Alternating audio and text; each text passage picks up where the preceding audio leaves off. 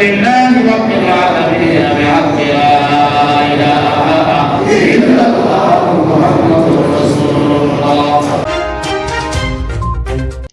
বাংলাদেশ জাতীয়তাবাদী দল বিএনপির চেয়ারপারসন ও সাবেক প্রধানমন্ত্রী দেশনেত্রী বেগম খালেদা জিয়ার রোগমুক্তি ও সুস্বাস্থ্য কামনায় চট্টগ্রামের খুলশীতে দোয়া ও মিলাদ মাহফিল অনুষ্ঠিত হয়েছে। আজ ২৭ নভেম্বর রোজ বৃহস্পতিবার নগরীর আমবাগান রেলগেট এলাকার বড় মসজিদে উক্ত দোয়া ও মিলাদ মাহফিলটি অনুষ্ঠিত হয়।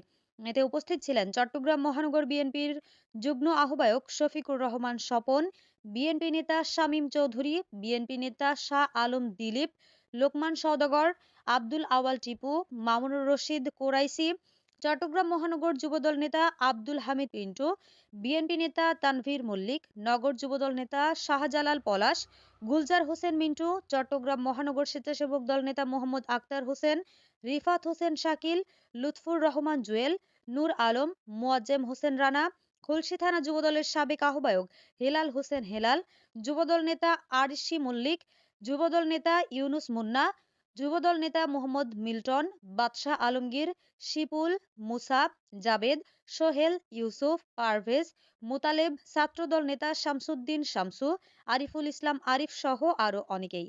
মিলাদ মাহফিল শেষে বেগম খালেদা জিয়া দেশ ও জাতির কল্যাণে দোয়া মোনাজাত করা হয়। দলের জন্য কাজ করার তৌফিক দান করো আল্লাহ, দেশের জন্য কাজ করার তৌফিক দান করো আল্লাহ। রব্বুল আলামিন সবাইকে আল্লাহ আগামীর জন্য আল্লাহ এদেশের মানুষ